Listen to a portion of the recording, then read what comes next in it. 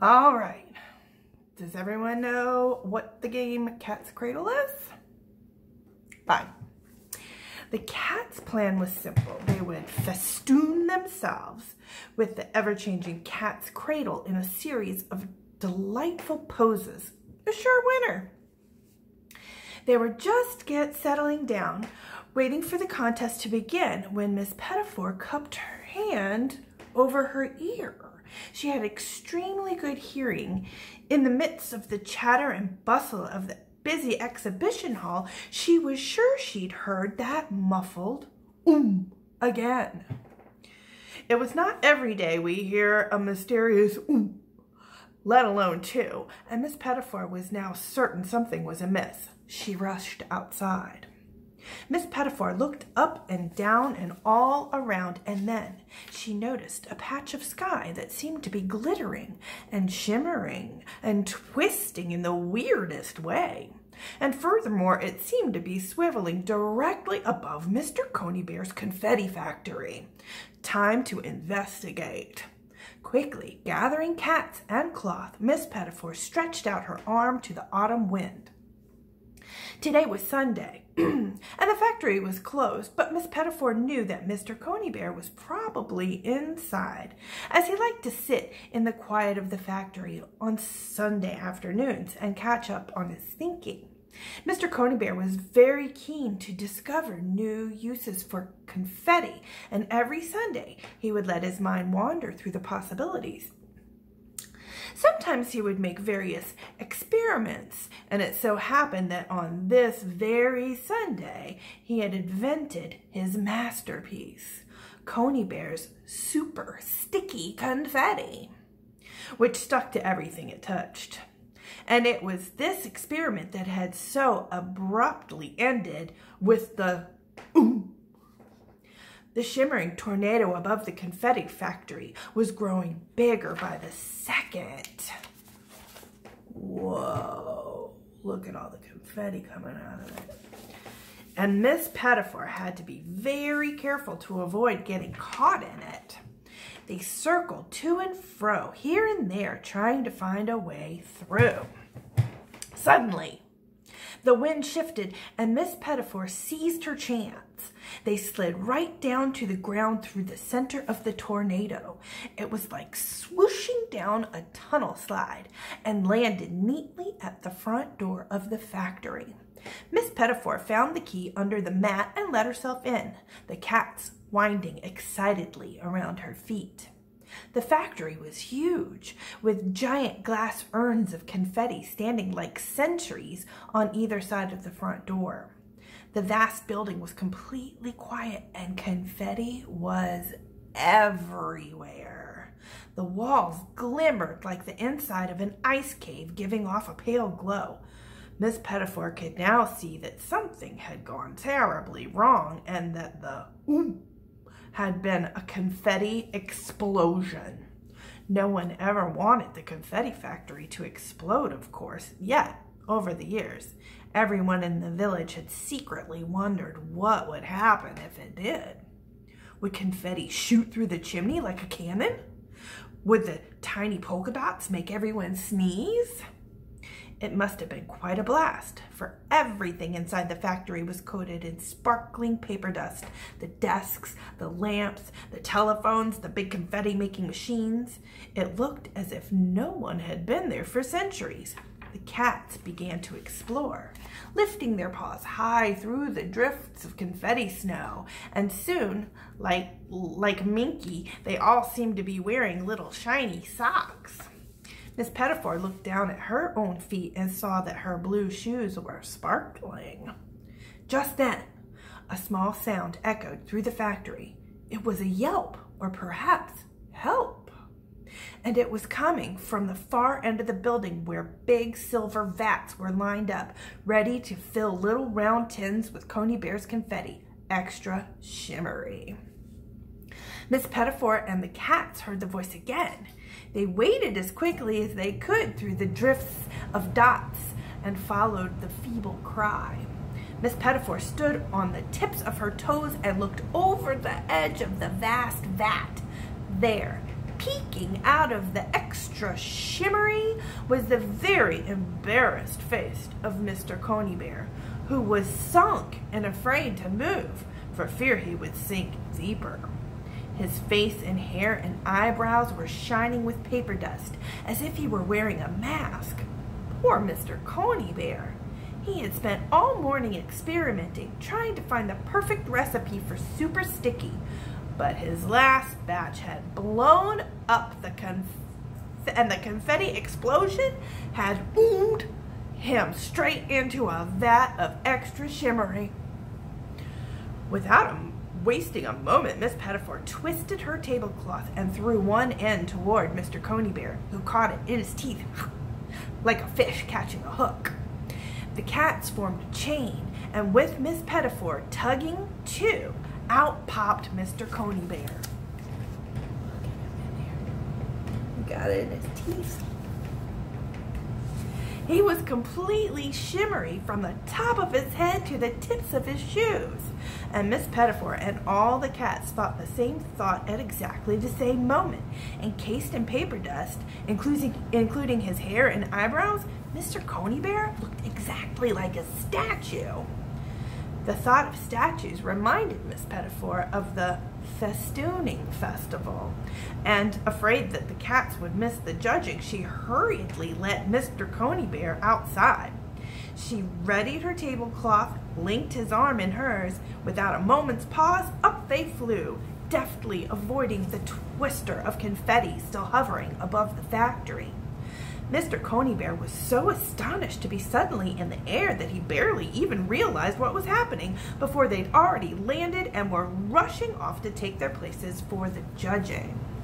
During the short flight, the wind had blown away all the paper dust from Mr. Conybear, and though dazed, he looked his old self again.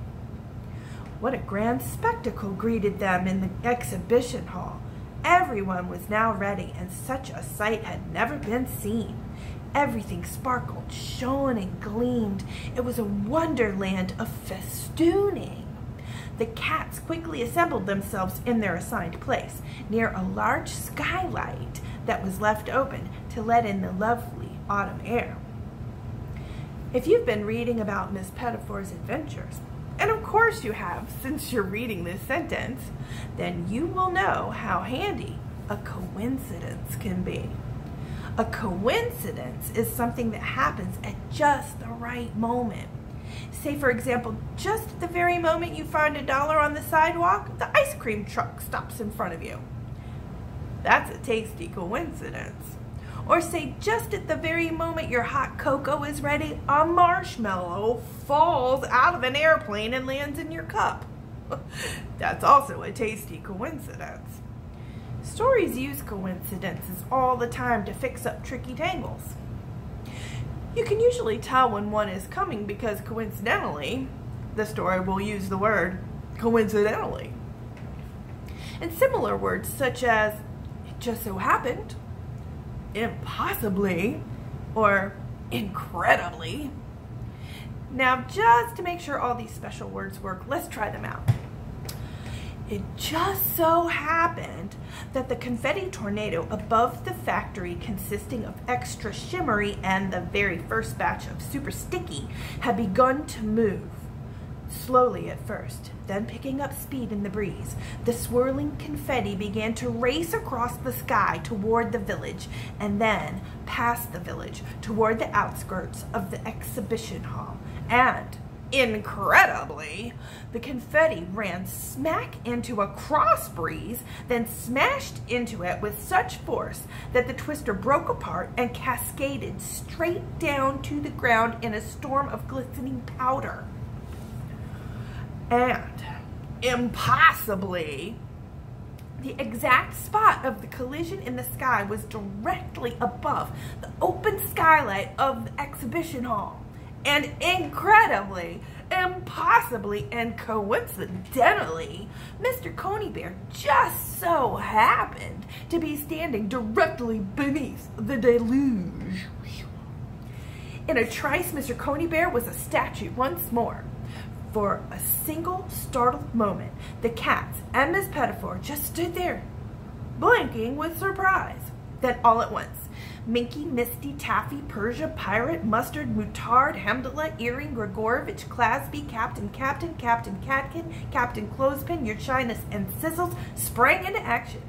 They circled Mr. Coney Bear, and all of one mind, the cats turned to Your Shyness, whose glowing fur was as bright and shiny as a gold coin. In a single leap, she jumped onto Mr. Coney Bear's head, where she looked just like a sparkling crown. At that very instant, Judge Patel reached them and was struck by what she thought was an amazingly lifelike statue of the Confetti King. "Why, that's positively extraordinary," she said. "I could swear it was Mr. Corny Bear himself." She paused, and what a singularly simple festoon! And then she placed the silver trophy in Miss Petitfour's hand. The crowd went wild.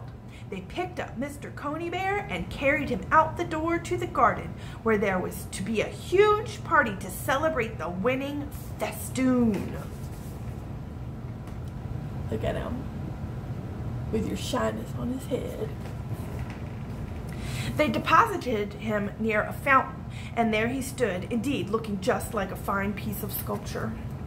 Shy Mr. Coney Bear, the Confetti King, was dumbfounded. What with the shock of being exploded into a vat and airlifted into a festooning festival and being mistaken for a statue and helping to win first prize for Miss Petitfour and the cats and being carried off by a cheering crowd, he was completely undone. Mr. Coney Bear began to totter. Miss Petitfour, who was a very good noticer, saw the events of the afternoon had been all too much for Mr. Coney Bear, who was not used to such excitement, and she thought perhaps a quick getaway was best. So gathering the cats around her and readying her tablecloth, she held out her hand to Mr. Coney Bear for their getaway flight. Sometimes a story depends on finding something, a key to a secret door, a magic ring, a hidden passageway. Sometimes you have to look down to find it, like your slipper under the bed. And sometimes you have to look up to find it, like a balloon caught in a tree.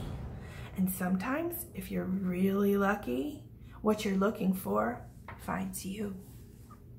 As soon as Mr. Coney Bear took Miss Petitfour's hand, his feet began to lift off the ground. And exactly then he understood. Sometimes all you must do is reach out your hand for something wonderful to happen. The cats quickly linked themselves and forming a furry circle with dear Miss Petitfour and the new to flight, Mr. Coney Bear, they all ascended together. Soon the noise of the exhibition grounds grew dim and was far behind them as they flew back toward the village. Miss Petitfour always thought of the autumn air as deliciously cold, and it was delicious up in the sky above the village.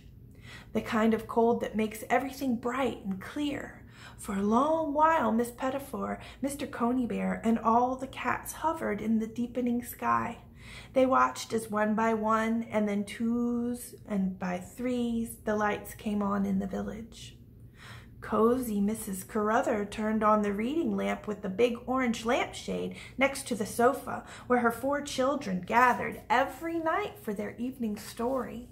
She slid the baby's chair next to her, and the other children fell into a heap to listen.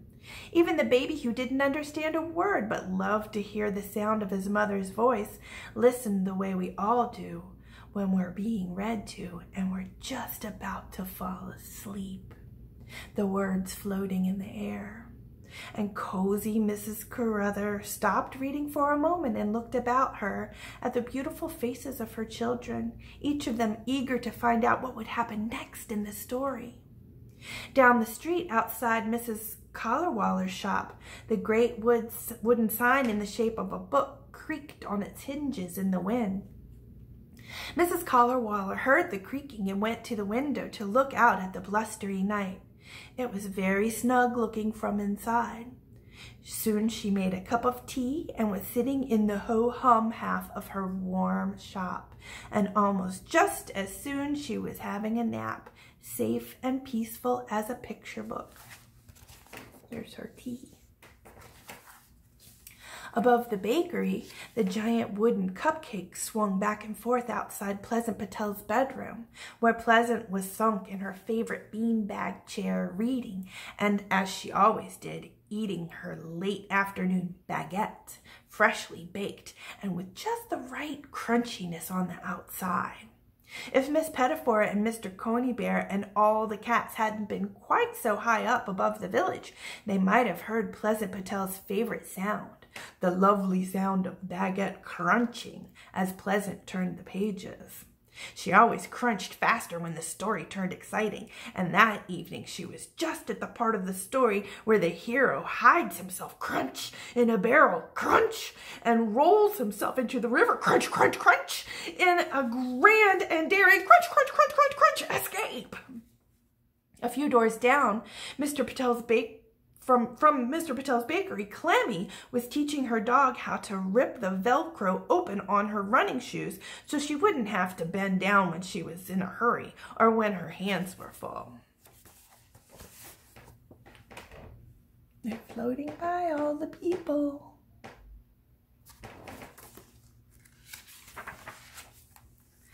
And almost at the edge of the village, in their house next to the river, Colonel By and his wife were just settling down with a pot of tea to listen to the symphony on the radio, as they always did on the Sunday afternoon. Mrs. By gently walloped her husband to make sure he was listening to a particularly beautiful part. And Colonel By smiled at the thought of how much he might have missed in this world had she not been there to show him. For a long moment, everyone in the village and the village itself, with its sounds of crunching, ripping, and walloping, and with its swaying signs of cupcakes and books, hammers and tap shoes, and with lamplight in the windows, seemed to be content.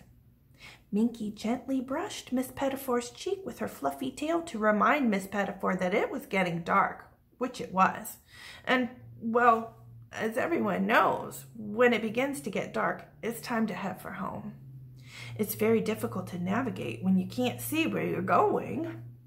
Skillfully, Miss Petitfour leaned into the cold October wind and slowly began to gather in her sail. Mr. Conybear, learning by the minute, had soon got the hang of flying, and together, with the furry streamer of cats, in no time at all, they were making their gentle descent into Miss Petitfour's garden. It was evening now, and a lovely path of orange light from Miss Petitfour's kitchen window poured out across the lawn. The cats jumped up onto the windowsill, and they all peeked in. They saw that the table was laid out just as Miss Petitfour had left it all those hours ago, before the excitement of the afternoon. All set and waiting there, as if it hadn't been the most astoundingly thrilling day, with the platter of leaf biscuits still sitting calmly in the center of the table. All the cats, littlest Minky and Misty and Taffy and Persia and Pirate and Mustard and Mutard and Hamdullah and Earring and Grigorovitch and Clasby and Captain and Captain Catkin and Captain Clothespin and Your Shyness and the longest cat of all, Sizzles, licked their lips at exactly the same moment and crowded around Miss Petitfour's ankles, looking up at her. And with everyone gazing at her, Mr. Conybear smiling, and the cats all mewing, with everyone around her very happy and suddenly very hungry, Miss Petitfour gathered her tablecloth, stretched out her arm, and opened the door.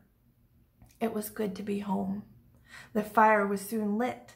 The kettle was soon whistling, and everyone sat around the table, or on the table, or under the table. And Miss Petitfour and Mr. Conybear and Minky warmed their toes contentedly in their stocking feet. There would be many wonderful adventures to look forward to, once the treats had all been devoured, adventures of just the right size, as wonderful as the that very day, from its leafy beginning to its leaf biscuit end. The end.